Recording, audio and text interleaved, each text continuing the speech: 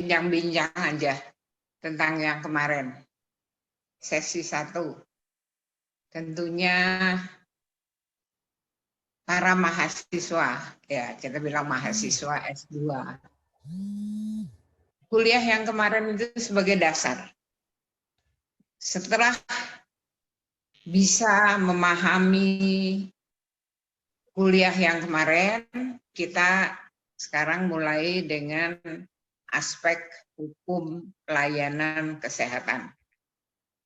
Karena pelayanan kesehatan itu ada berbagai macam. Saya ingat dulu, saya pada waktu mulai dengan hukum kesehatan, itu dengan Pak Amelen. Pak Amelen itu seharusnya dia ditunjuk sebagai Bapak Hukum Kesehatan Indonesia. Karena beliaulah yang memulai memperjuangkan tentang hukum kesehatan. Setelah beliau itu ke Belanda dan melihat bahwa di Belanda itu ada hukum yang namanya hukum kesehatan. Beliau ini pun membagi dua hukum kesehatan itu, atau apa yang dinamakan hukum kesehatan individu, ya, yang dibilang sebagai hukum kedokteran. Nanti kita pelajari. Maka di dalamnya itu ada yang dinamakan pelayanan kesehatan. Sedangkan kalau itu kesehatan masyarakat, tidak menggunakan istilah pelayanan kesehatan. Digunakanlah istilah pemeliharaan kesehatan. Tapi sayangnya, apa yang Pak Amelen ini kemukakan, yang dasarnya di Belanda, jadi ada dibedakan antara pelayanan kesehatan individu dan kemudian pemeliharaan kesehatan masyarakat. Nah, itu tidak dipakai. Jadi mau masyarakat, mau individu, Indonesia kemudian memutuskan tetap mengatakan itu pelayanan kesehatan. Ya, ini sejarah di mana tidak berhasil Pak Amelen itu untuk meyakinkan pemerintah. Nah, itulah sampai sekarang. Jadi kalau pelayanan kesehatan itu bisa pelayanan kesehatan individu dan pelayanan kesehatan masyarakat. Ya. Oke, kita mulain gitu dengan slide-nya. Sabda.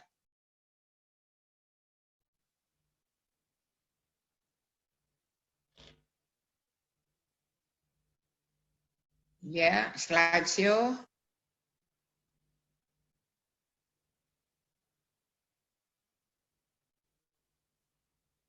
Ya. Saya besarkan dulu sebentar. Saya pakai kacamata. Baik. Para mahasiswa, selamat sore.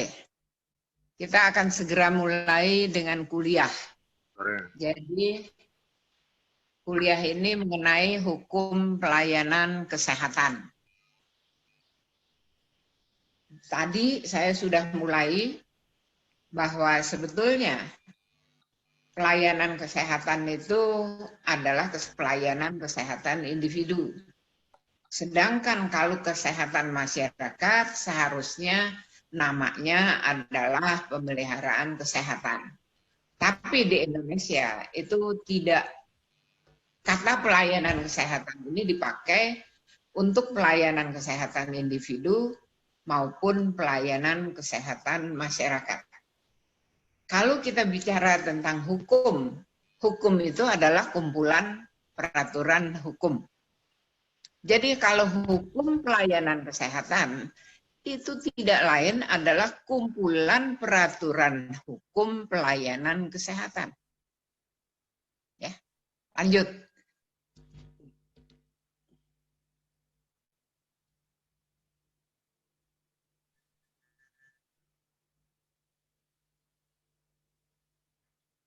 Ya, lanjut. Ya, Prof.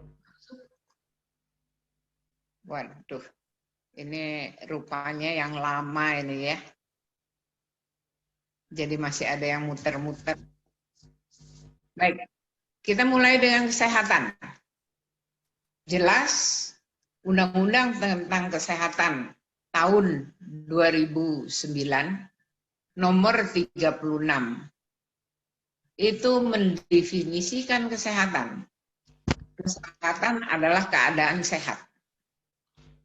Yang sehat itu apa? Bukan hanya fisik, bukan hanya psikis, tapi juga ditambahkan. Itu bedanya dengan definisi kesehatan Undang-Undang nomor 29 tahun 92, di mana definisi kesehatan dari undang-undang yang baru ini ditambahkan. Selain sehat badan, sehat jiwa, juga sehat spiritual. Nah, jadi ada 3 unsur dari sehat itu, badan, jiwa, spiritual. Sehingga dapat melakukan kegiatan sosial dan ekonomi. Ya. Nah, kita sekarang melihatnya bukan dari definisi. Bahwa kesehatan itu ada 2 unsur. Unsur yang pertama dikenal sebagai upaya kesehatan. Unsur yang kedua, sumber daya kesehatan. Saya kira yang bergerak di bidang kesehatan semua tahu apa yang dikatakan upaya kesehatan itu, upaya kesehatan yang preventif, promotif, rehabilitatif, satu lagi apa ya? 4 ya? Kuratif. Ya, preventif, kuratif yang belum. Oh, suaranya terputus-putus. Sekarang terputus-putus enggak? Suaranya nggak putus-putus kok, Prof. Lancar aja. Oh, itu barusan ada berita yang mengatakan terputus-putus, yang salah di sana kelihatannya. Oke, kita lanjut ya. Bahwa ada upaya kesehatan, preventif, kuratif, promotif, rehabilitatif. Kemudian ada yang diberi nama sumber daya kesehatan. Ini 2 unsur dari kesehatan dilihat dari tentunya yang ada di Undang-Undang tentang Kesehatan. Selain upaya kesehatan, ada sumber daya kesehatan. Sumber daya kesehatan ini pun ada 2 unsur. Unsur yang pertama sarana kesehatan, saya kira juga semua tahu, mulai dari rumah sakit, klinik, puskesmas, sampai dengan tempat praktek pribadi. Nah, di samping sarana kesehatan, tempat di mana pelayanan kesehatan ini dilaksanakan, maka ada apa yang dinamakan tenaga kesehatan, SDM. Nah, semuanya juga kalau ini nggak sulit ya, kita lanjut aja. Lanjut.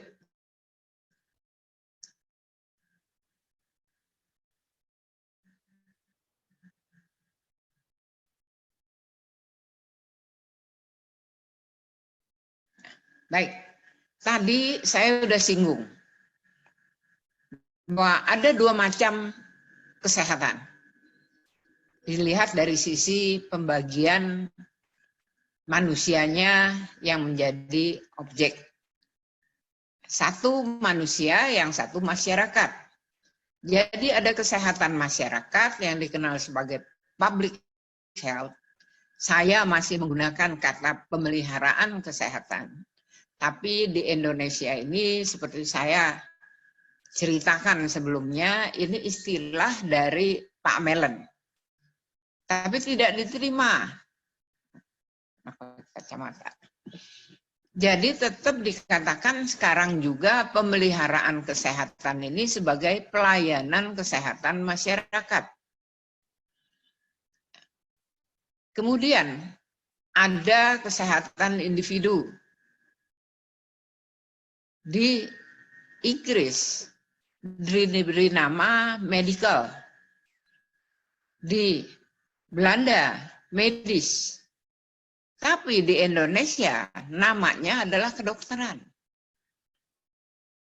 Banyak orang yang kemudian kalau berpendapat, kalau kesehatan individu itu, atau yang dibilang sebagai kedokteran itu, pelayanan kesehatan itu hanya untuk dokter gitu. Bukan. Dalam kesehatan individu ini, yang di Indonesia yang dikenal sebagai kedokteran, di luar negeri dikatakan sebagai medical atau medis, itu sebetulnya satu pelayanan kesehatan yang mengikut sertakan tenaga kesehatan. Nah, ini tadi saya katakan upaya kesehatan berupa preventif, kuratif, promotif, dan rehabilitatif. Kita sepakati bersama. Jadi begitu kita bicara kesehatan, ada dua unsur. Unsur yang pertama upaya, yang kedua adalah sumber daya kesehatan. Kemudian kalau kita bicara tentang upaya kesehatan, itu ada preventif, kuratif, promotif. Kemudian kita bicara juga dari sisi lain, kesehatan itu ada kesehatan masyarakat, ada kesehatan individu. Ini dasar. Di mana nanti kalau saya bicara tentang pelayanan kesehatan individu, itu tidak lagi pelayanan kesehatan individu. Jadi saya akan menggunakan kata pelayanan kesehatan atau medical, medis. Kalau saya mengatakan itu pelayanan kedokteran, bukan hanya dokter. Ini adalah satu proses di mana yang dibilang dalam pelayanan kedokteran ini ada tenaga kesehatan. Ya, itu yang kita sepakati lagi. Baik, lanjut.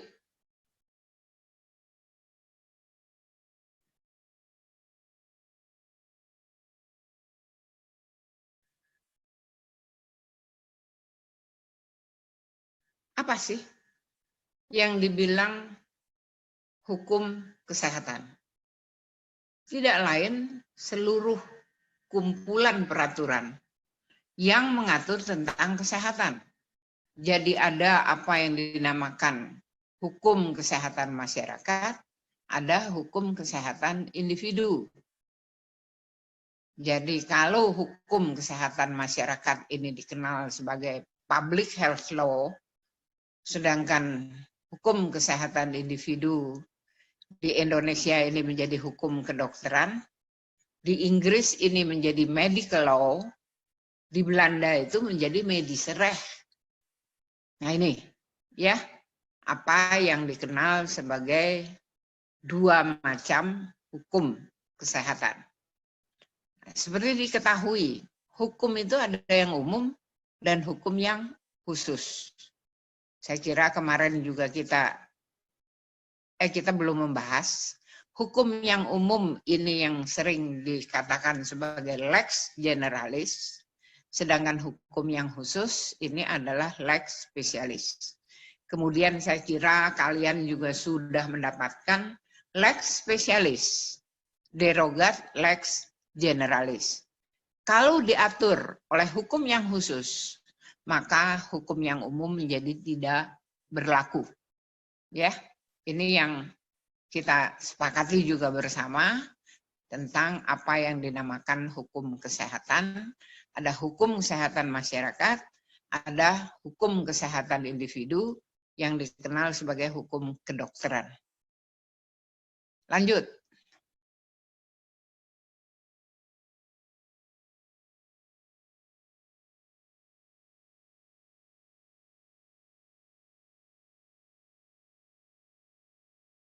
Kuliah ini tidak membahas tentang hukum kesehatan masyarakat.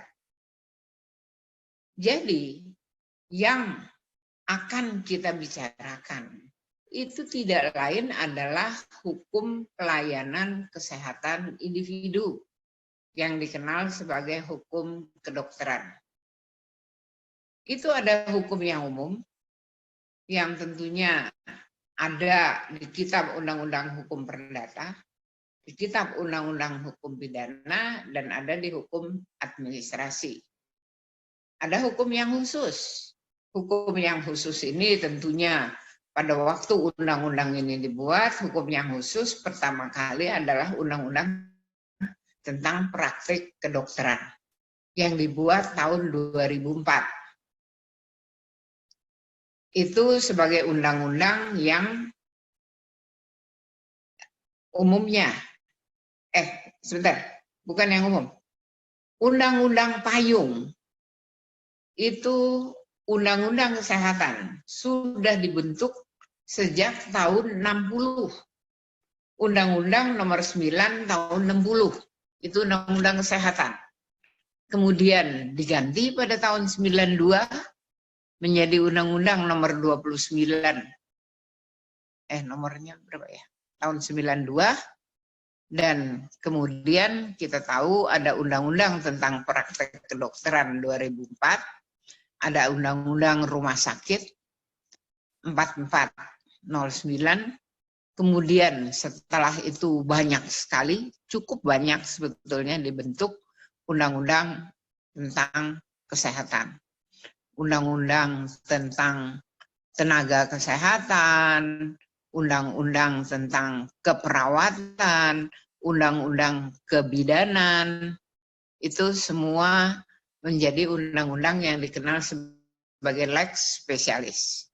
Undang-undang, setiap undang-undang selalu mengamanatkan di dalam undang-undang.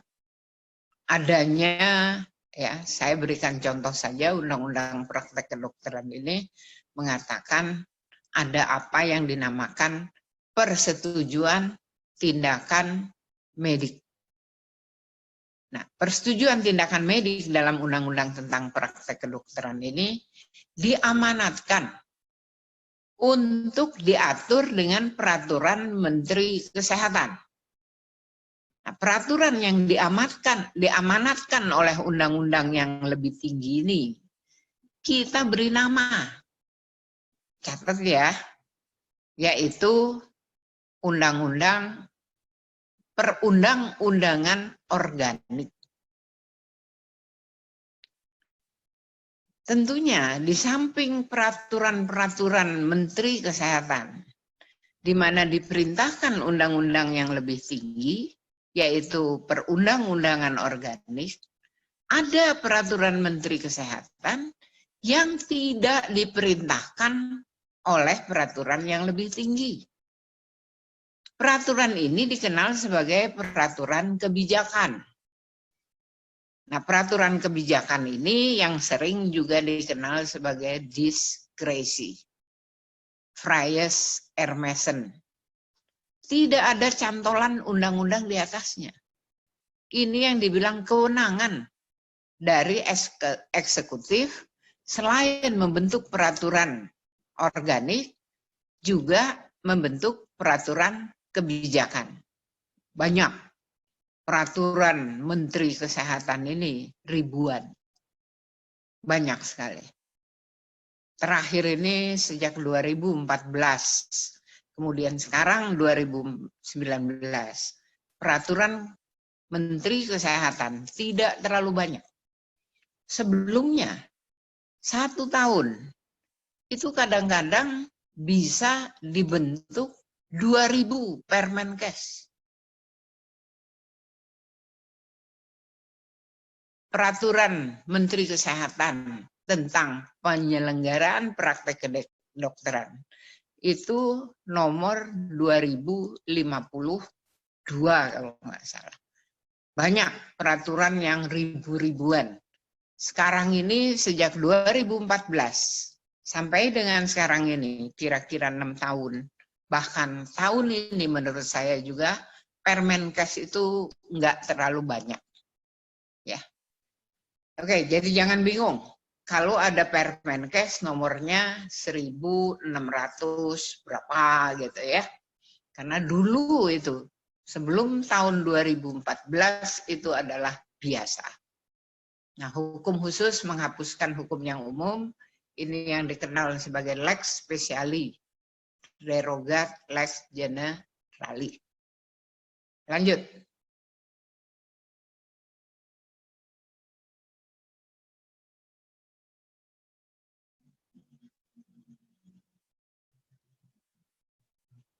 Kita sekarang sampai ke pokok pembahasan. Tadi itu dapat dikatakanlah sebagai irah-irah. Kita sampai ke pokok pembahasan karena bicara tentang hukum pelayanan kesehatan, yang kita bicarakan sekarang ini adalah hukum pelayanan kesehatan individu yang diberi nama hukum kedokteran. Hukum ini mengatur hubungan hukum antara tenaga kesehatan di satu sisi, sarana kesehatan di sisi lain, dan pasien di sisi lain. Jadi hubungan ini katakanlah sebagai satu hubungan segitiga, di mana ada tenaga kesehatan, hubungan dengan sarana kesehatan timbal balik, kemudian hubungan dengan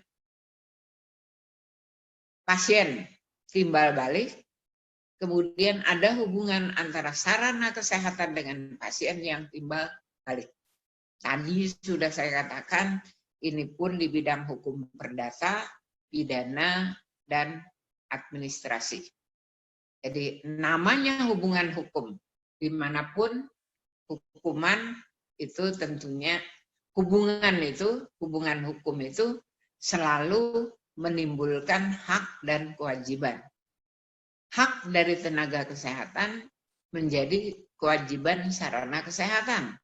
Kalau hubungan hukum itu antara tenaga kesehatan dengan sarana kesehatan. Kewajiban dari tenaga kesehatan menjadi hak dari sarana kesehatan. Nah, ingin saya sampaikan secara khusus tentang nama yang diberikan kepada orang sakit, yaitu yang dikenal sebagai pasien. Nama pasien itu sebetulnya diberikan kepada orang sakit yang datang ke sarana kesehatan. Kalau orang tidak sakit datang ke sarana kesehatan, itu bukan pasien, dia klien. Ibu hamil, orang sakit nggak? Bukan kan? Ibu hamil bukan orang sakit, dia hamil. Maka hubungan ibu hamil dengan katakanlah sarana kesehatan, apakah itu klinik, rumah sakit ibu dan anak, dia bukan pasien.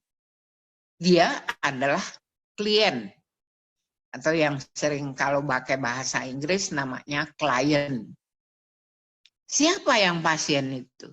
Pasien itu adalah orang sakit yang datang ke sarana kesehatan. Sekarang ada orang sakit datang ke dukun. Pasien bukan? Bukan. Tapi tentunya kita tahu bahwa kata pasien itu digunakan dukun pasien, kemudian salon pasien, semua pasien. Enggak. Pasien itu sebetulnya hanya nama yang diberikan untuk orang sakit yang datang ke sarana kesehatan. Kalau orang sakit datang ke laboratorium, pasien bukan? Pasien, karena laboratorium itulah salah satu bagian dari sarana kesehatan. Ya, kalau datang ke apotek, ya pasien, karena dia orang sakit yang datang ke sarana kesehatan. Ya, sarana kesehatan juga ada apotek, di dalam sarana kesehatan ada apotek, ada yang lain-lain. Slide.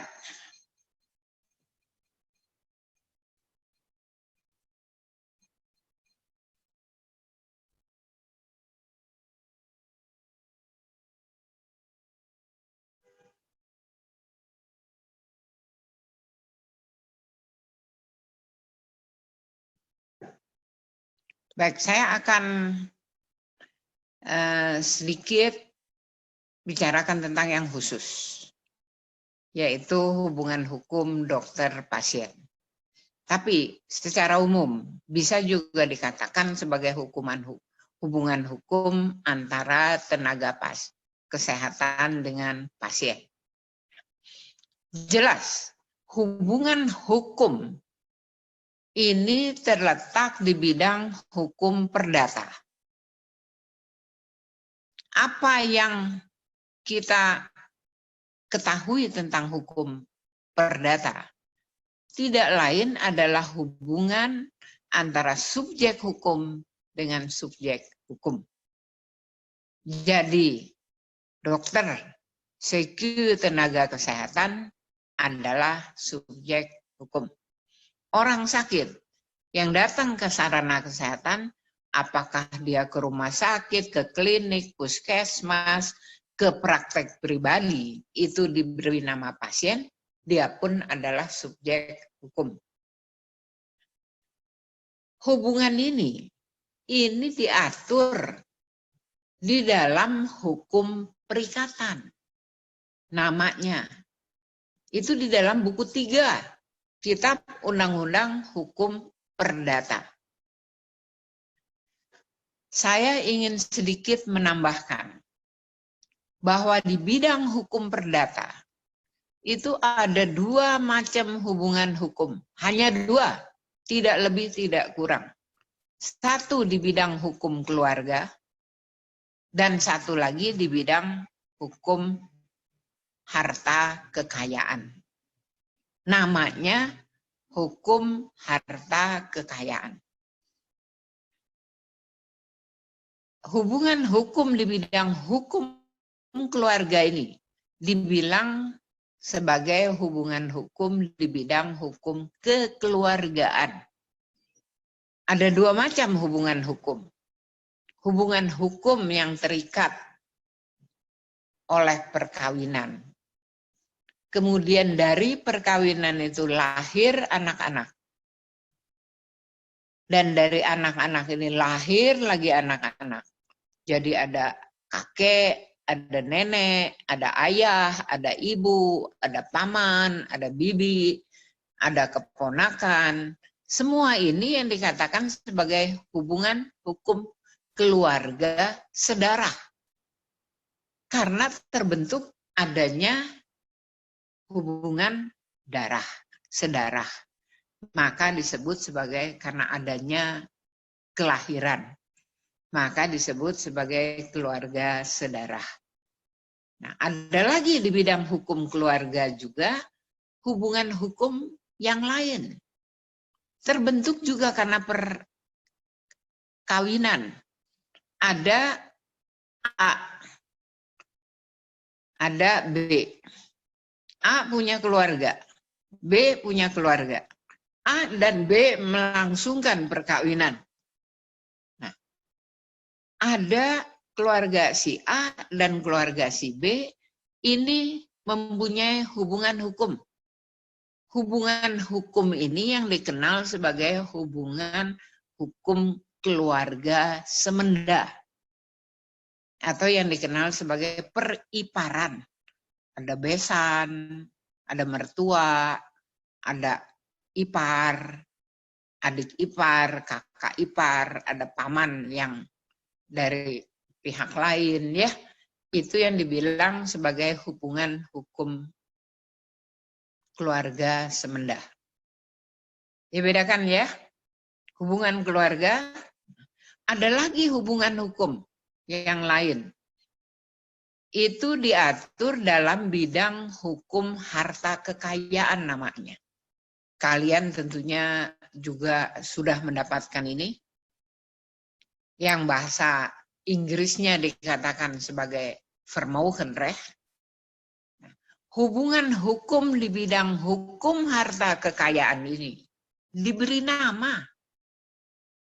Namanya perikatan.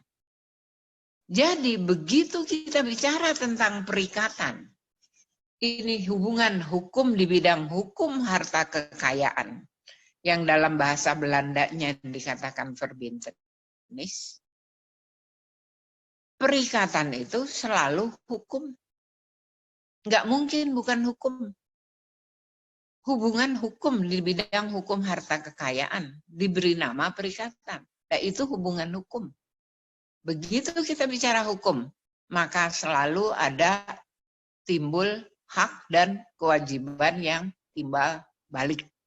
Ingat ya, hak itu ada hanya pada hukum, sedangkan di balik dari hak itu selalu ada apa yang dinamakan kewajiban. Nah, undang-undang kitab Undang-Undang Hukum Perdata melalui 1233, pasal 1233 mengatakan bahwa perikatan itu lahir. Jadi istilahnya lahir. Mau bilang terbentuk juga boleh ya. Perikatan hubungan hukum lahir karena kesatu adanya perjanjian. Atau hubungan hukum ini juga terbentuk karena undang-undang. Apa sih yang namanya perjanjian? Tentunya nanti kita akan bicarakan sedikit ya. Kalian sebetulnya sudah mendapatkan ini dari dosen yang lain. Tapi sehubungan ini dasar dari hubungan hukum antara dokter, sekyu, tenaga kesehatan dengan pasien, antara dokter, sekyu, tenaga kesehatan dengan sarana kesehatan, juga hubungan hukum antara pasien dengan dokter, pasien dengan sarana kesehatan ya. Ini hubungan hukum yang timbal balik. Hak dokter menjadi kewajiban pasien dan sebaliknya. Diatur di dalam hukum yang umum dan hukum yang khusus. Ini dasar. Kita akan sedikit membahas tentang apa sih perjanjian, apa sih perikatan yang lahir dari undang-undang. Oke, lanjut.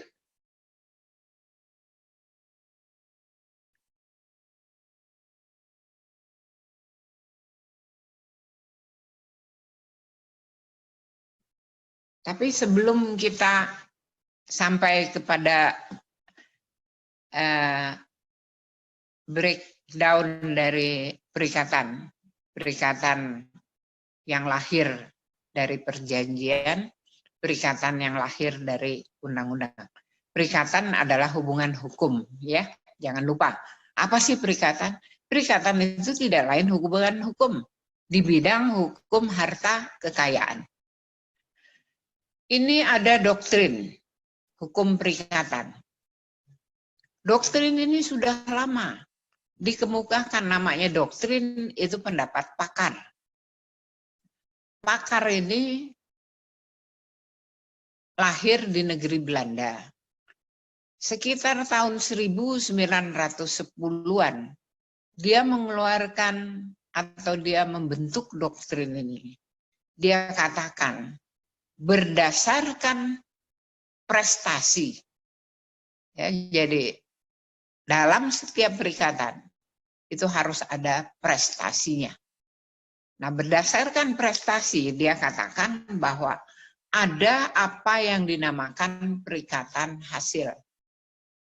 Apakah itu perjanjian? Apakah itu perikatan lahir karena undang-undang? Maka ada perikatan hasil. Dalam perikatan hasil ini, prestasinya berupa hasil tertentu yang dapat diukur. Saya berikan contoh aja. Saya pergi ke tukang mebel. Ya, toko mebelnya Pak Jokowi ya, yang di Solo, Gurawaja. Saya mengatakan kepada Bapak yang ada di situ, Pak, saya mau buat meja. Meja saya itu panjangnya 120 cm. Lebarnya 60 cm. Tingginya 80 cm. Ini hasil. Tukang mebel itu tidak bisa mengatakan, Bu, saya akan berupaya semaksimal mungkin agar meja Ibu 120 kali 60 kali tingginya 80, nggak bisa. Ini perikatan hasil. Tukang mebel itu harus membuat meja saya itu 120 cm, panjangnya, lebarnya 60 cm, tingginya 80 cm. Bisa saya ukur. Datang meja itu saya ambil meteran, loh Pak, kok cuma 115? Ini yang dikenal sebagai one prestasi atau yang dikenal sebagai ingkar janji. Prestasinya berupa hasil. Ini contoh, banyak ya perikatan-perikatan yang berupa hasil. Nah, ada satu lagi perikatan yang dikenal sebagai perikatan ikhtiar. Yang bahasa Belandanya di situ ada, yaitu yang dikenal sebagai inspanning verbintenis. Prestasinya itu berupa ikhtiar. Apa sih ikhtiar itu? Tidak lain adalah upaya semaksimal mungkin. Prestasi ini sulit diukur. Saya berikan contoh. Apabila ada orang sakit, datang ke dokter. Jangan ke dokter dulu lah. Saya ini advokat. Ada orang yang punya masalah. Datang ke saya. Ibu, saya punya masalah seperti ini. Saya sebagai profesional, sebagai advokat, itu tidak akan mengatakan kepada ibu ini, Bu, ibu pasti menang. Enggak. Saya hanya akan mengatakan, saya berupaya semaksimal mungkin agar ibu menang. Bisa nggak saya memberikan satu janji, pasti menang? Enggak. Ya. Begitu juga pada saat ada orang sakit, datang ke sarana kesehatan, ketemu sama dokter, kemudian diperiksa oleh dokter. Perikatan yang terbentuk ini adalah perikatan ikhtiar. Tidak mungkin dokter kemudian menjanjikan hasil tertentu. Nah, ini tentunya dimengerti nggak sama pasien? Enggak. Pasien bilang, buat apa dong kalau saya ke dokter kalau nggak sembuh? Karena yang diperjanjikan oleh dokter bukan kesembuhan, tapi upaya semaksimal mungkin untuk sembuh. Nah, inilah yang seringkali terjadi di mana sengketa antara tenaga kesehatan dengan pasien karena pasien menganggap kalau saya pergi ke dokter itu harus sembuh. Padahal prestasinya berupa ikhtiar. Ya, ini bisa dibedakan ya antara perikatan hasil dengan perikatan ikhtiar. Baik, kita lanjut.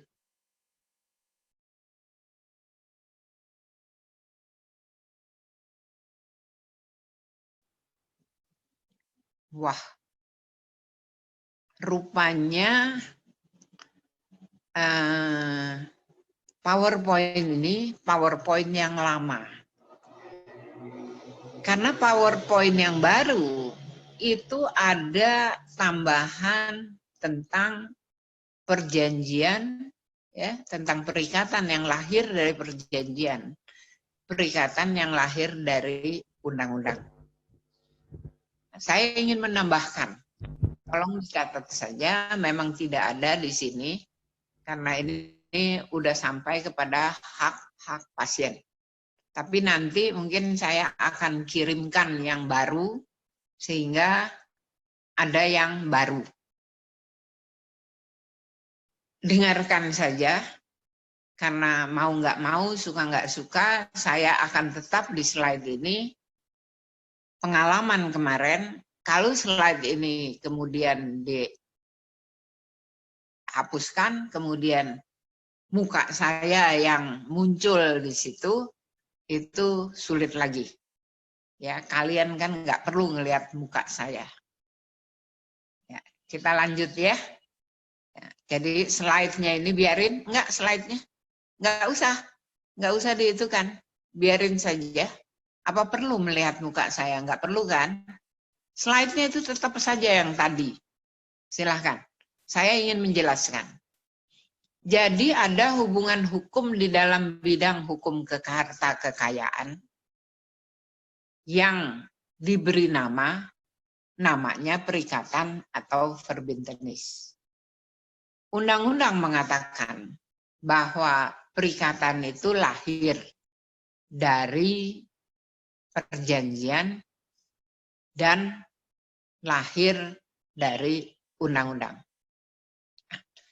Apa sih yang dibilang perjanjian? Begitu kita bicara tentang perjanjian, ya, kita bicara tentang hukum. Nggak ada tuh perjanjian di luar hukum. Perjanjian itu tidak lain adalah sepakat dari para pihak untuk mengikatkan diri. Pihak-pihak dalam perjanjian, apakah cuma 2? Enggak. Perjanjian itu pihaknya bisa 3, bisa 4, bisa 5. Ya, itu bisa saja terjadi. Perjanjian adalah ikatan antara pihak yang satu dengan pihak yang lain. Ikatan.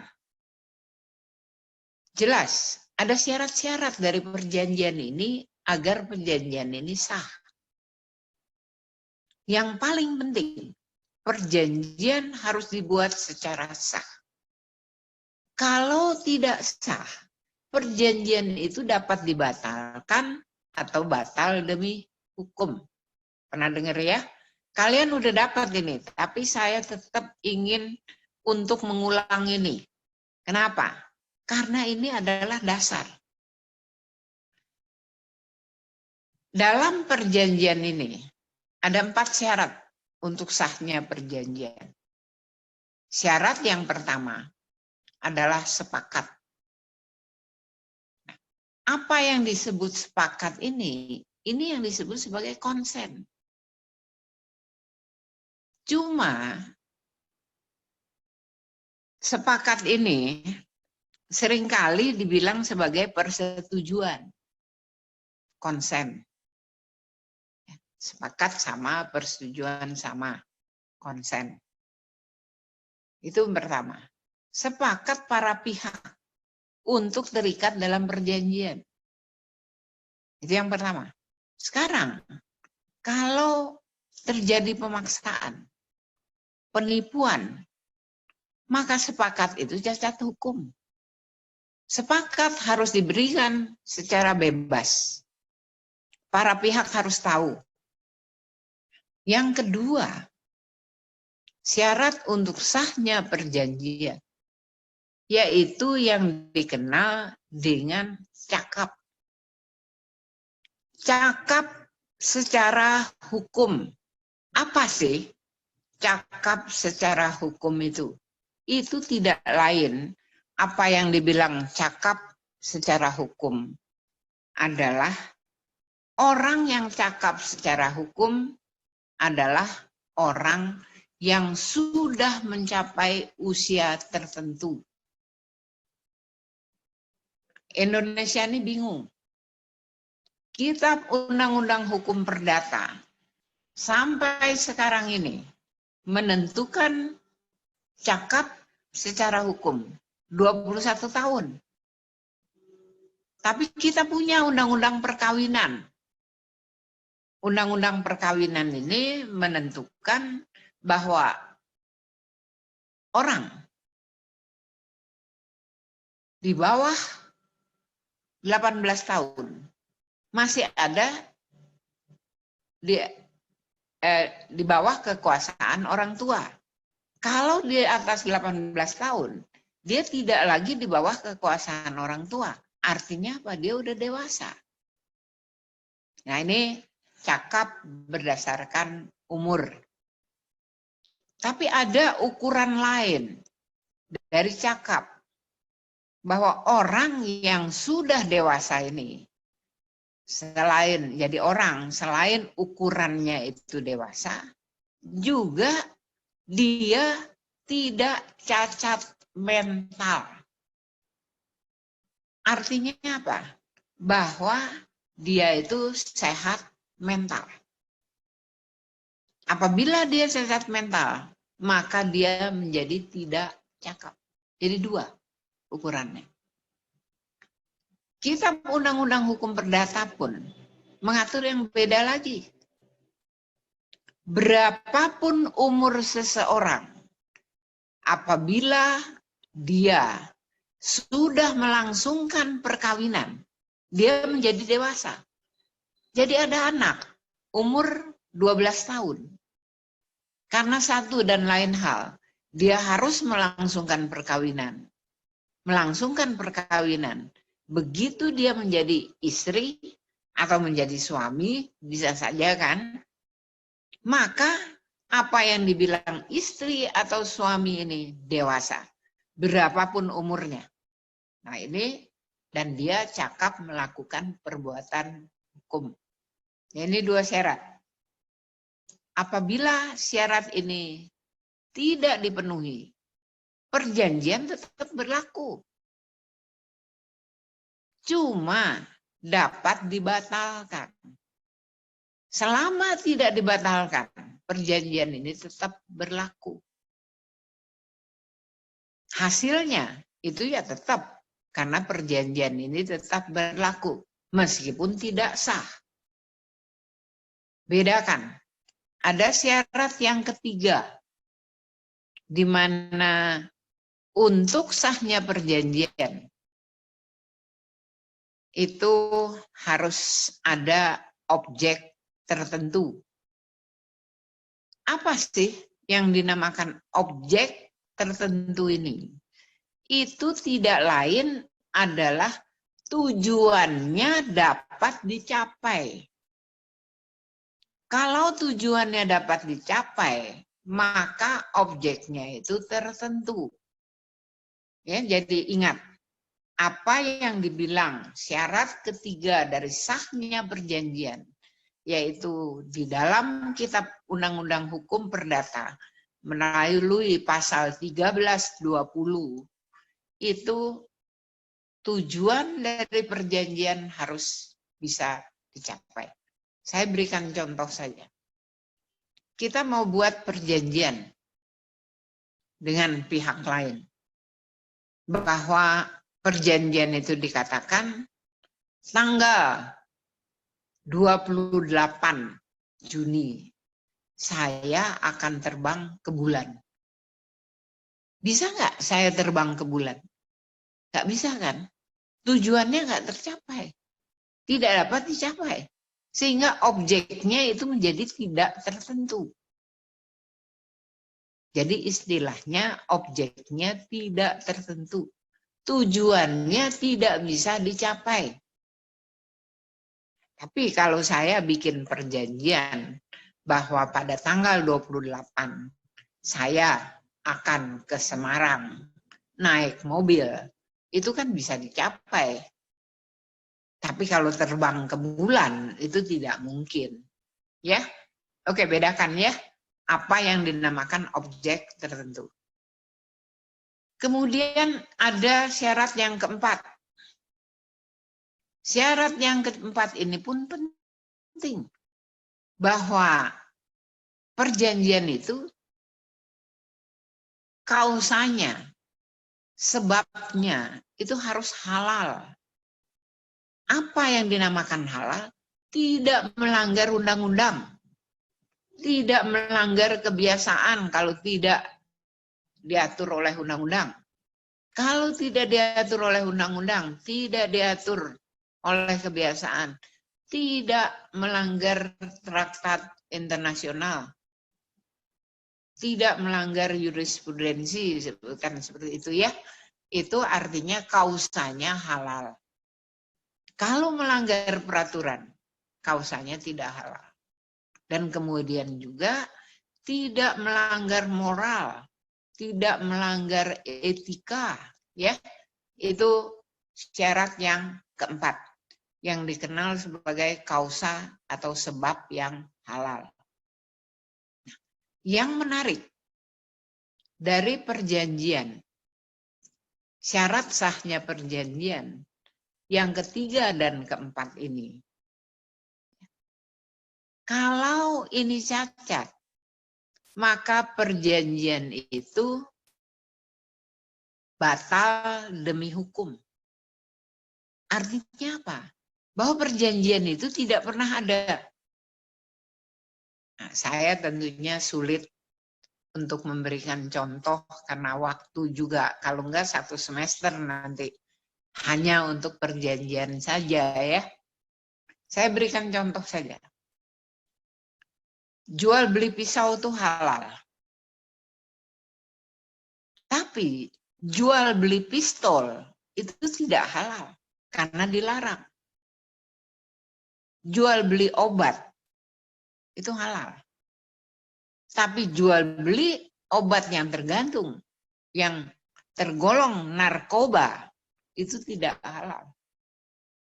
Ya, itu contoh kausa yang tidak halal. Oke, saya kira untuk perjanjian saya cukupkan sekian. Oh, lupa. Ada satu lagi yang paling penting dari perjanjian, yaitu tentang pasal 1338. Pasal ini mengatur tentang perjanjian yang dibuat secara sah itu berlaku sebagai undang-undang bagi para pihak, bukan sebagai kebiasaan. Undang-undang yang tertinggi bagi para pihak. Kalau dia berlaku sebagai undang-undang, itu tidak bisa dibatalkan kecuali dengan sepihak-pihak, sepakat dari para pihak. Kalau ada satu pihak mengatakan saya tidak mau dibatalkan, maka tidak bisa batal. Nah, kapan bisa dibatalkan? Hanya hakim yang bisa memutuskan bahwa perjanjian itu batal. Ya, itu mungkin nanti akan terlalu jauh. Tapi yang paling penting yang ketiga, yaitu perjanjian harus dilaksanakan berdasarkan itikat baik. Ya. Nah, saya akan menambahkan lagi satu lagi, yaitu tentang perikatan yang lahir dari undang-undang. Contohnya aja, bahwa kapan perikatan itu lahir dari undang-undang. Ini ada dokter lah ya, lagi sedang naik mobil. Di tengah jalan ada kecelakaan.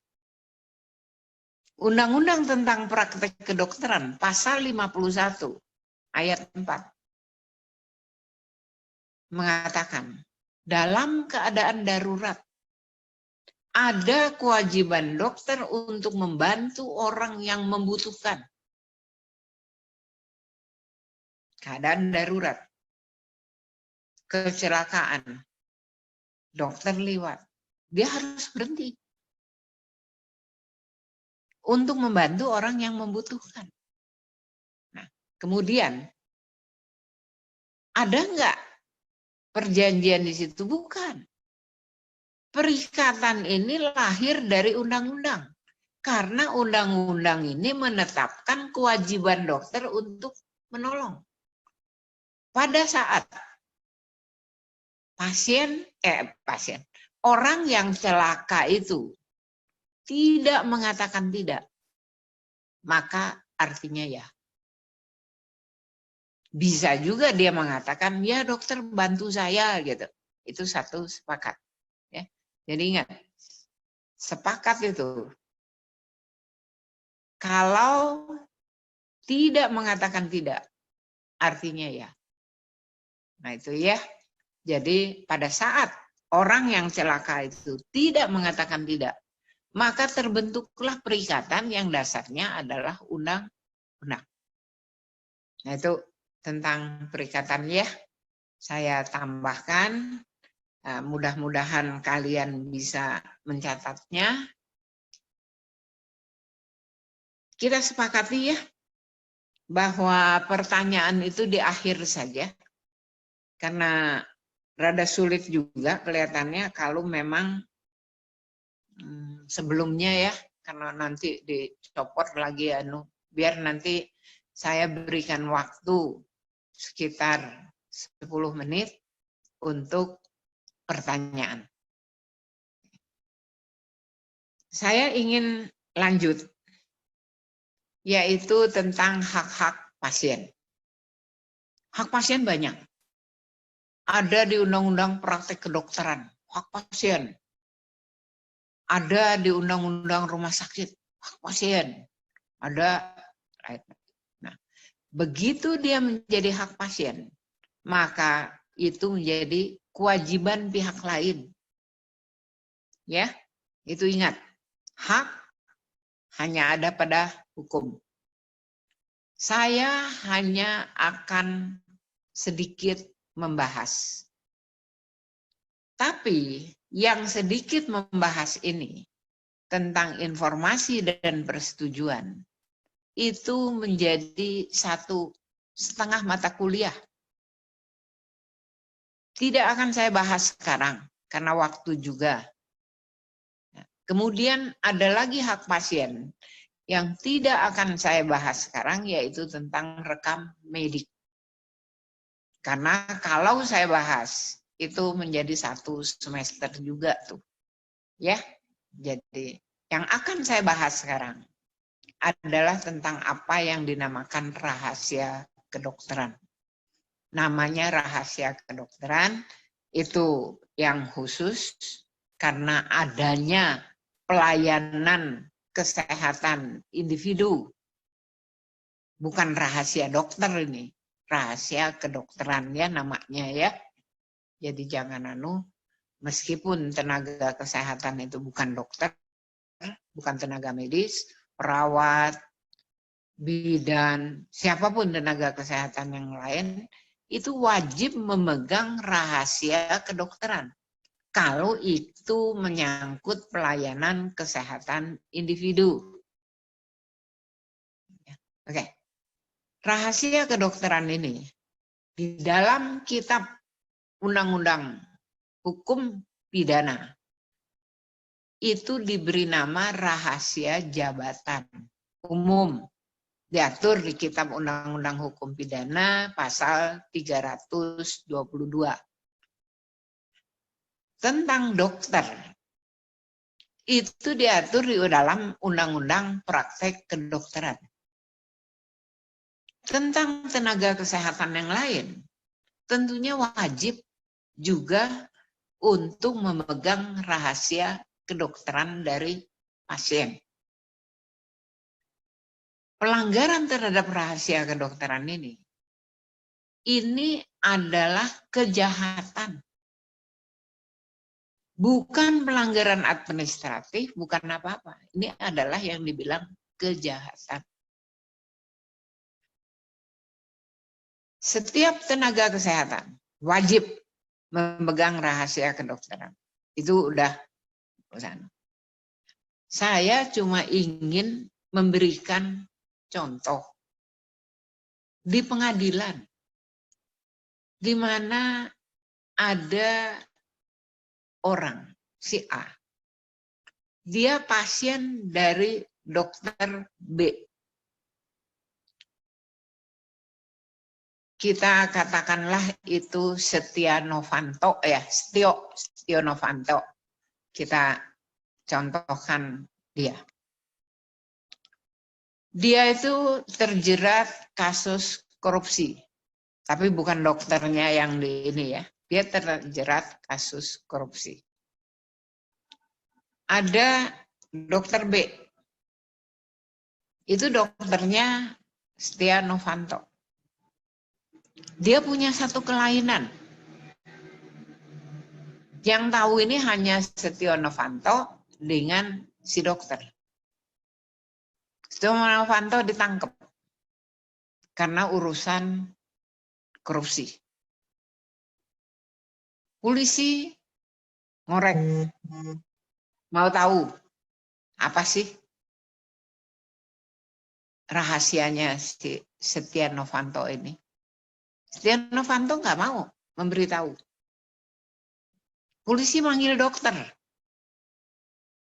untuk menjadi saksi, untuk memberikan keterangan kepada polisi bahwa penyakit si Setia Novanto X gitu. Dokter dipanggil kantor polisi. Apakah dokter langsung mengatakan kepada polisi, oh sakitnya Setia Novanto X? Enggak. Dokter wajib memegang rahasia kedokteran. Apapun, mutlak gitu. Kalau dia membukanya, dia melanggar kewajiban dia memegang rahasia kedokteran. Dia hanya perlu mengatakan kepada polisi, Pak Polisi, maaf, saya punya kewajiban untuk memegang rahasia kedokteran. Tapi nanti di persidangan, hakim kalau menyuruh saya untuk membuka rahasia kedokteran, saya buka. Polisi cuma mencatat bahwa dokter menolak untuk membuka rahasia kedokteran Setia Novanto, SN ya,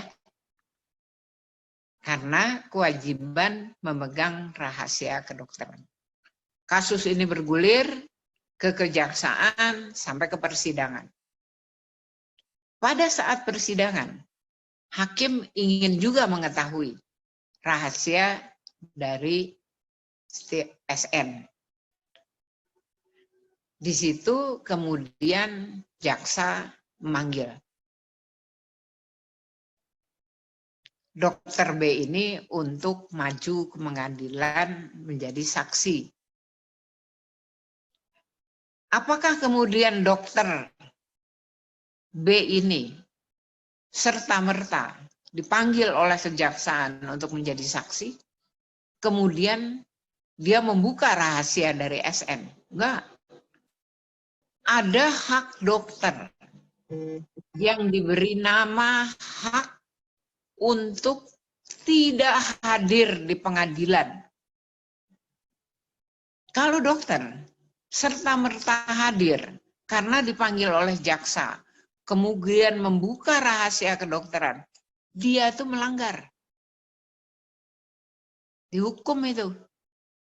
Kalau dokter bisa 1 tahun penjara.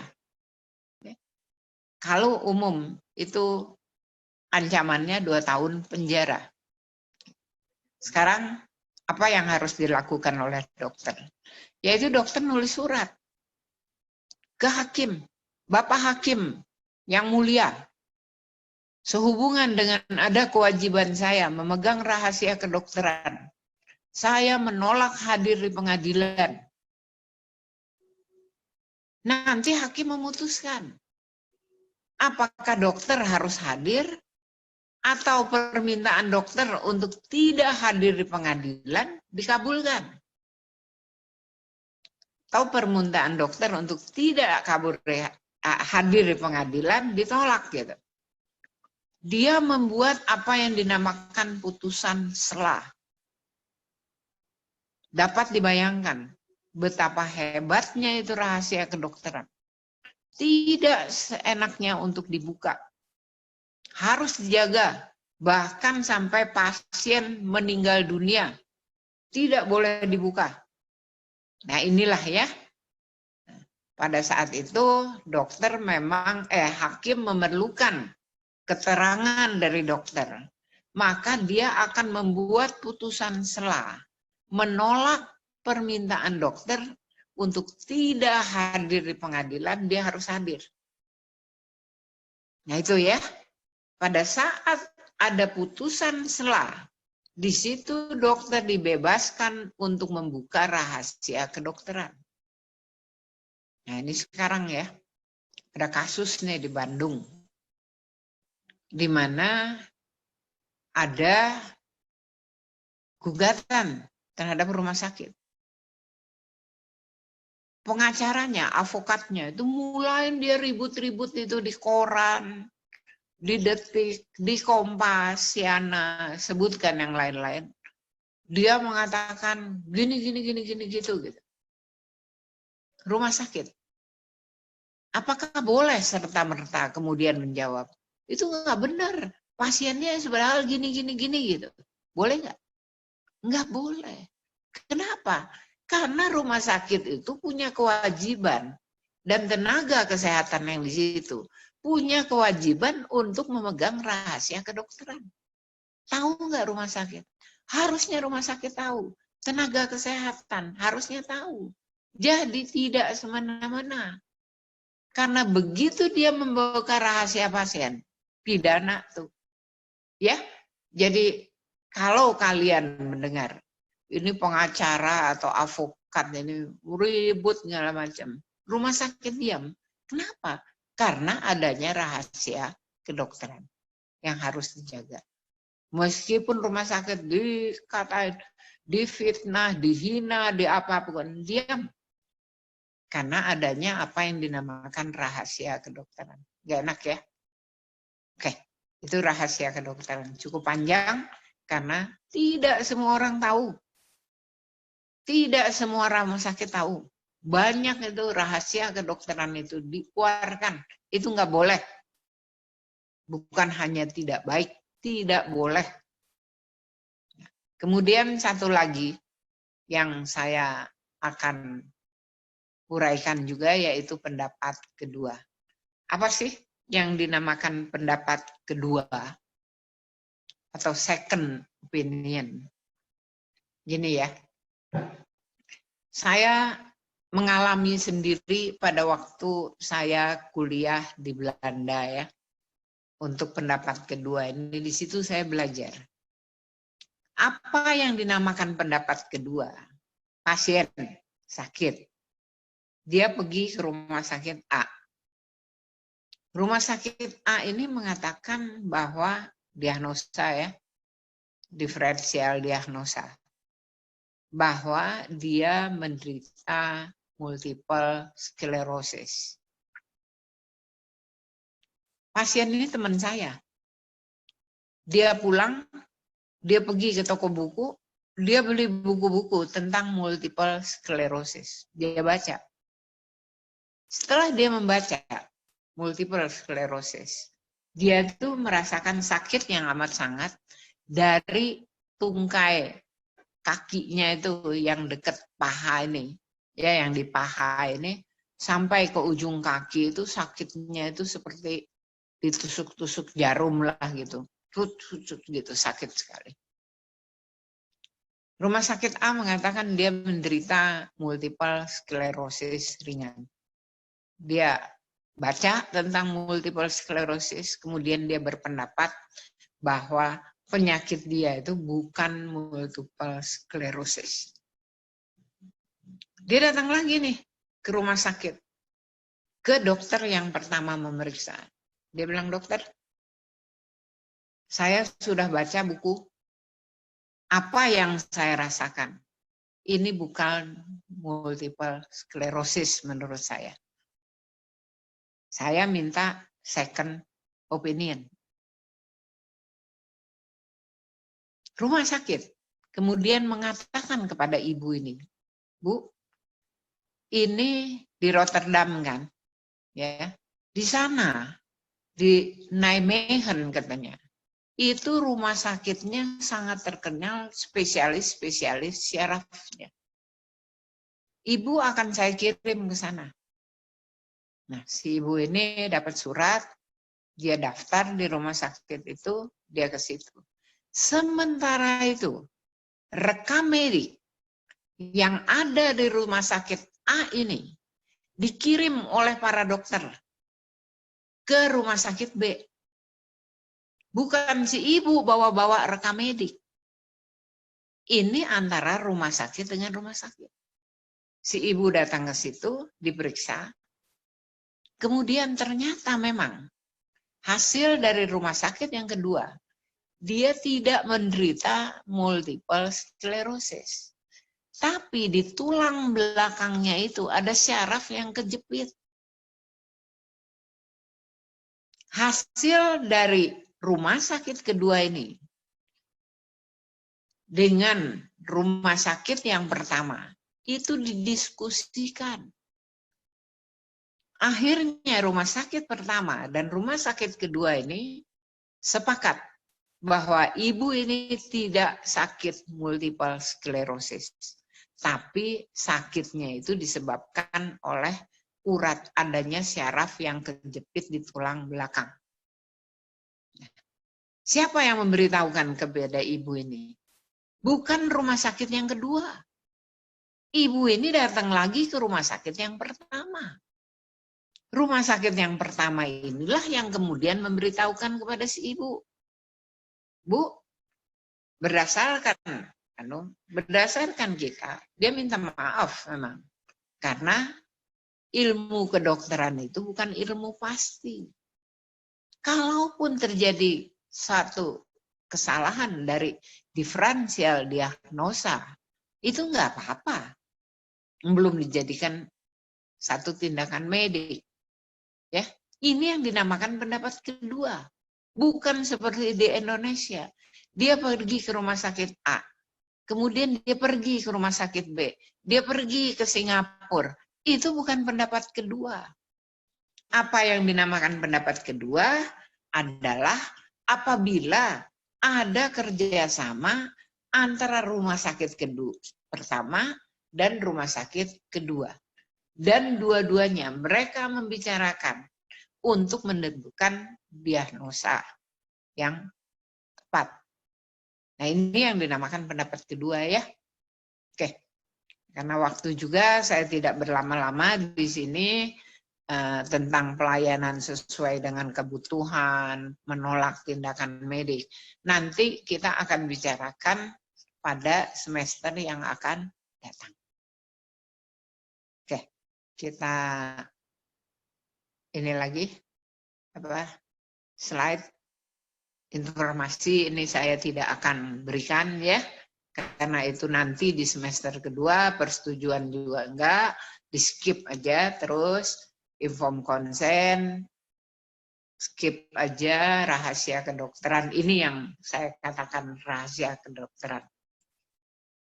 Ya, ada hak untuk mengajukan keberatan pada hakim. Nanti rahasia kedokteran masih tetap keberatan pada hakim, hakim memutuskan ditolak atau dikabulkan. Pada saat dikabulkan, dokter tidak perlu hadir di pengadilan. Kalau permohonannya ditolak, maka dokter wajib hadir di pengadilan. Dan dia membuka. Artinya, dengan putusan selah dari hakim, kewajibannya untuk merahasiakan rahasia pasiennya itu menjadi relatif, jadi bisa dibuka. Kalau tidak, rahasia kedokteran ini mutlak. Beda, saya akan bicarakan tentang imam agama. Imam agama ini mutlak. Kalau dia memegang rahasia dari umatnya, dibunuh pun dia tidak bisa membuka. Karena dia mutlak harus memegang rahasia dari umat. Jadi absolut. Sedangkan dokter ini bisa dibuat relatif. Ya, itu yang tentang rahasia kedokteran. Lanjut. Pendapat kedua. Nah, ini yang pasien dibantu oleh dokter pertama, ada kerjasama antara dokter pertama dan kedua, hasil diberitahukan oleh dokter yang pertama. Lanjut. Rekam medik saya pun tidak akan berikan, nah itu akan diberikan semester yang akan datang. Lanjut. Ini kewajiban dokter pasal 51. Waktunya ini masih 7.12, 7.13. Mudah-mudahan saya bisa dalam waktu 8 menit. 1. memberikan pelayanan sesuai dengan standar profesi, standar prosedur operasional, serta kebutuhan pasien. Ukurannya apa sih? Standar profesi, standar prosedur operasional, kebutuhan pasien gitu ya. Nah, ini pernah terjadi. Ada pasien. Kemudian pasien ini masuk ke rumah sakit hari Minggu. Dokter yang merawat dia itu tidak ada. Digantikan oleh dokter yang lain. Jadi dokter yang sama, ada dokter A, dia tidak ada di tempat hari Minggu, digantikan oleh dokter B, dokter yang sama. Kemudian ada dokter C yang dengan yang lainnya, karena ini dia menderita 2 penyakit. Masuk memang masih bisa jalan, masih dalam segala macam. Kemudian di rumah sakit, di situ terjadi perburukan, diperiksa oleh para dokter. Keesokan harinya, tiba-tiba pasien plus. Nah, saudara dari pasien ini kebetulan dokter. Dokter ini merasa tidak puas atas apa yang dilakukan oleh 3 dokter ini. 1 dokter yang nggak pernah muncul, 1 dokter yang menggantikan, kemudian 1 dokter yang lain, ini syaraf dan ini internis. 3 dokter ini. 3 dokter ini diadukan ke ID karena menyebabkan pelanggaran etika, menyebabkan kematian. Aneh juga ini sebetulnya. ID kemudian membuat surat MKEK-nya. Diadukan ke Majelis Etik Kedokteran MKEK, Etik Kedokteran. MKEK ini membuat surat bahwa ketiga dokter ini telah melanggar standar profesi. Persis seperti apa yang ditulis di ayat 1 ini. Setelah mendapat surat dari ID ini, si kakak ini yang dokter ini kemudian pergi ke pengacara, ke avokat. Avokat ini kemudian berdasarkan surat dari MKEK ini ke polisi, mengadukan ke polisi. Karena apa? Karena di dalam pasal ini, dokter yang tidak melayani sesuai dengan standar profesi, maka diancam dengan hukuman 1 tahun penjara. Nah, kemudian rumah sakit ini dengan ketiga dokter ini ke saya, minta pendapat bahwa ini ada dari MKEK, surat MKEK menulis sesuai dengan ayat A, ini pasal 51. Oleh pengacara, oleh avokat, mereka itu dilaporkan ke polisi. Saya kemudian mengatakan, surat dari MKEK itu tidak pro justisia, tidak dipakai sebagai dasar untuk hukuman pidana. Jadi kalau itu pembuktiannya pun harus pembuktian hukum ya. Jadi pasal ini karena adanya ancaman hukuman 1 tahun pidana, maka ini dipakai. Saya berikan contoh lagi. Barusan ini saya diminta sebagai ahli oleh Polda Jawa Barat. Tuduhannya apa? Tuduhannya itu bahwa para dokter ini melanggar pasal 51 ayat A. tidak bekerja, tidak memberikan pelayanan sesuai dengan standar profesi dan standar operasional prosedur. Saya sebagai ahli mengatakan, ukurannya apa? Betul bahwa ancamannya ada hukuman 1 tahun. Kalau mau, itu harus dibuktikan adanya kelalaian. Sekarang ukuran kelalaian dari standar profesi, kelalaian dari standar operasional prosedur itu apa? Saya bilang gitu, ya. Jadi sebetulnya pasal ini, ayat ini tidak bisa dipakai untuk meminadakan dokter. Ya, itu sebagai contoh ya, di mana terjadi kriminalisasi terhadap dokter. Pasal ini luar biasa. Kedua, merujuk pasien ke dokter lain yang mempunyai keahlian, kemampuan yang lebih baik. Nah, sekarang kalau merujuk aja, tidak merujuk, kemudian diancam dengan ancaman 1 tahun penjara atau 50 juta, kan capek itu. Pasien yang tidak, dokter yang tidak merujuk diancam hukuman, dipidana semua gitu ya. Itu sebagai contoh. Karena waktu juga saya tidak berlama-lama, kemudian lanjut.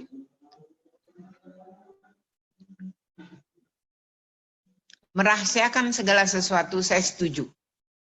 Karena membuka rahasia pasien itu adalah kejahatan terhadap privasi. Jadi rahasia ini harus dipegang, bahkan juga setelah pasien meninggal dunia ya. Jadi pasien udah meninggal dunia pun rahasia kedokteran tetap dipegang. Nah, yang keempat ini yang tadi saya berikan contoh tentang perikatan yang lahir dari undang-undang. Melakukan pertolongan darurat atas dasar kemanusiaan kecuali apabila ada orang lain yang bisa ya. Ini pun diancam dengan ancaman 1 tahun penjara. Ukurannya apa? Kalau dokter tidak melakukan pertolongan darurat, kemudian diancam dengan hukuman 1 tahun penjara. Ini pengaturan yang sangat aneh ya. Kemudian lanjut. Menambah ilmu pengetahuan. Ini pun aneh ya pengaturannya. Tidak menambah ilmu pengetahuan diancam dengan ancaman hukuman 1 tahun penjara. Ukurannya apa? Tidak menambah ilmu pengetahuan. Nah, ayat ini yang kelima ini sudah di judicial review oleh Dr. Sri, dokter apa? Bukan Dr. Sri, kok jadi lupa tuh nama, Ani Isyayandri. Ya. Oke, jadi saya sampai di sini saja. Untuk sekarang ini, kita akan lanjut besok. Yang selanjutnya, saya akan memberi waktu 10 menit untuk pertanyaan. Kalau pertanyaan sudah ada, ya mungkin tambah 5 menit atau 10 menit, nggak apa-apa kan ya. Oke. Siapa yang mau bertanya? Silahkan. Malam. Ya. Malam, Prof. Ya, selamat malam. Saya ingin bertanya, Prof. Ya, silakan. Kalau ada pasien akan melahirkan secara normal, ya. Apakah itu termasuk pasien atau bukan, atau klien? Klien. Klien ya? Iya, kalau dia normal, dia sendiri tidak sakit, dia klien. Kan dianya normal, dianya kan nggak sakit. Karena ibu hamil itu bukan pasien. Enggak, ini pasien ini mau melahirkan, Prof. Oh, dia memang pasien. Ya, pasien. Dia memang orang sakit. Orang ini mau melahirkan, tapi melahirkannya normal. Itu pasien bukan? Ya pasien dong, karena dia memang orang sakit. Proses kelahirannya, apakah dia normal, apakah kemudian diseksio, itu beda lagi. Karena di dalam objin itu, Prof, kalau melahirkan normal itu artinya tidak pakai rasa tidak bukan merupakan hal yang patologis, jadi semuanya berjalan normal. Ya, ya. Tapi orang ini dia sakit kan? Ya, kalau persalinan secara fisiologis pasti. Masalahnya bukan persalinannya. Yang saya anukan bahwa orang ini orang sakit kan? Dia sakit nyeri, Prof, nyeri. Ya. Hah? Nyeri persalinan. Oh, sorry, bukan itu. Dia punya penyakit. Oh, enggak. Pasien ini tidak punya penyakit, mau melahirkan saja. Oh, kalau sakit melahirkan ya bukan pasien, Prof. Ya? Bukan pasien. Pasien dia dengan penyakit jantung, penyakit diabetes, penyakit itu pasien.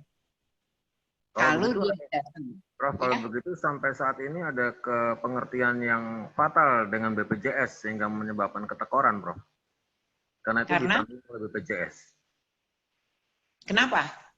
Karena dia dianggap sebagai pasien sehingga BPJS membayar.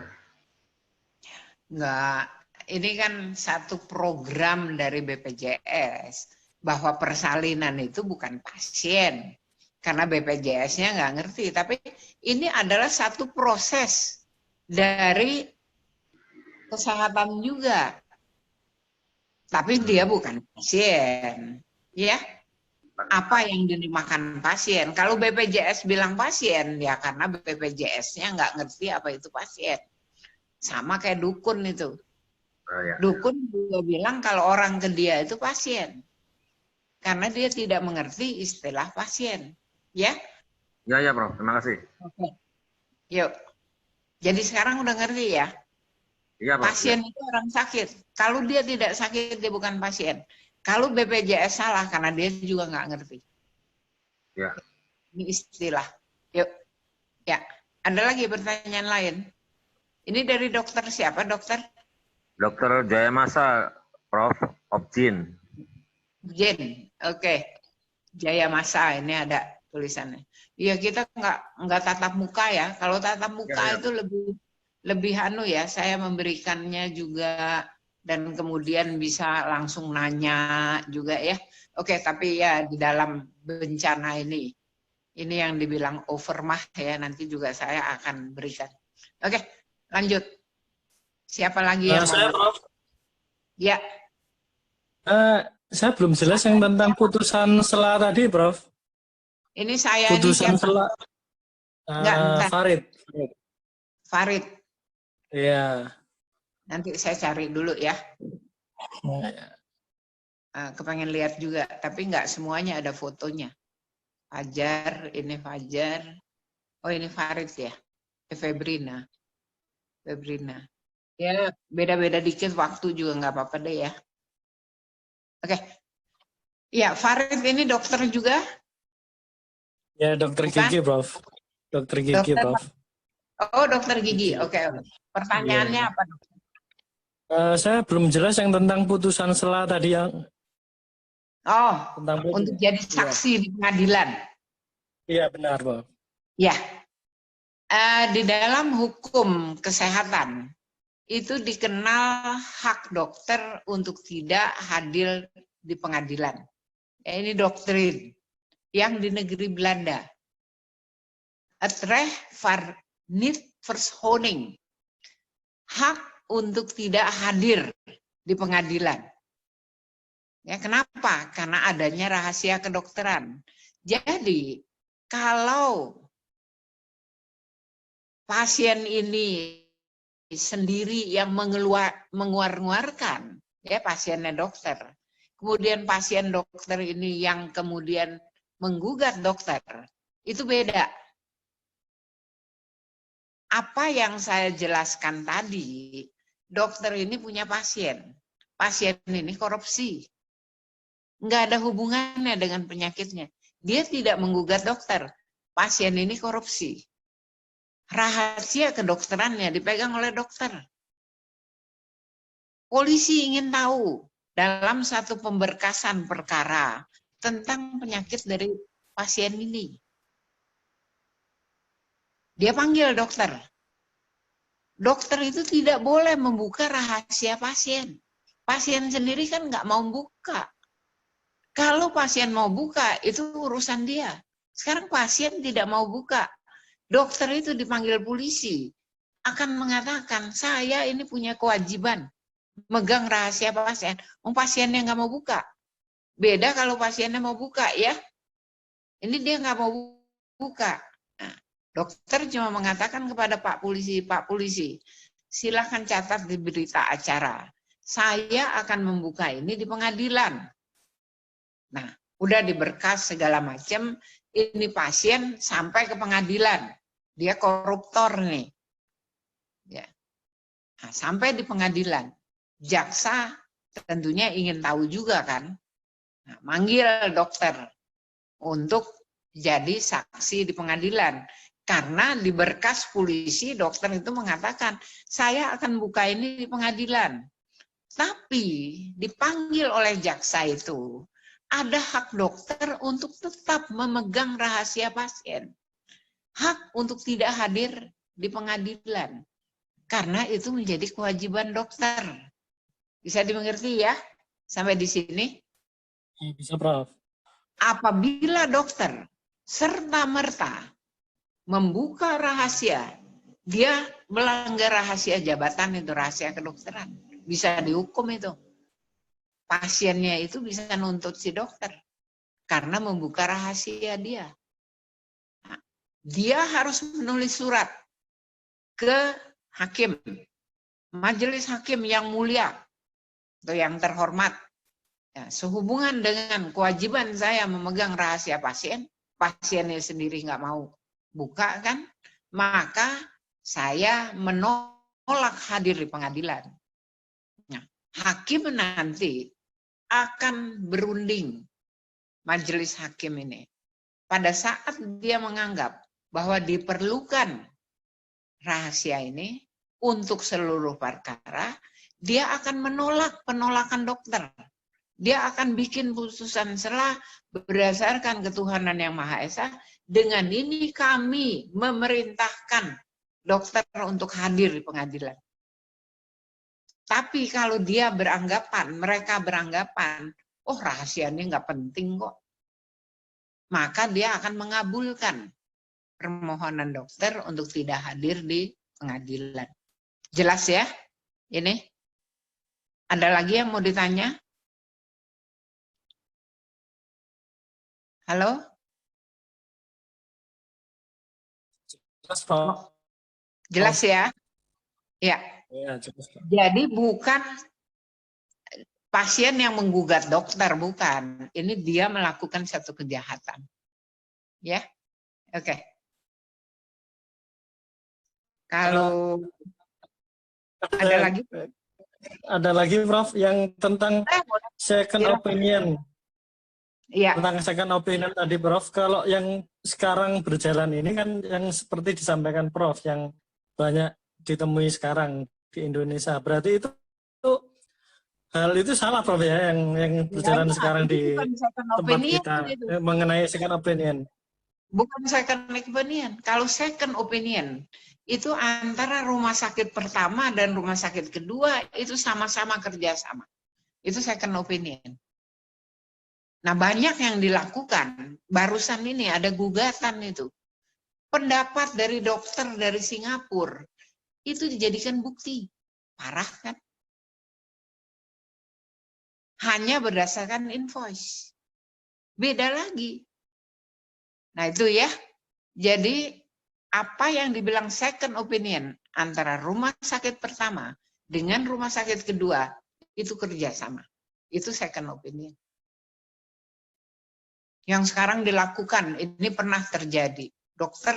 Pasien, dia ke sini, di Indonesia. Kemudian dia pergi ke Belanda. Tanpa sepengetahuan dokter yang pertama, itu bukan second opinion.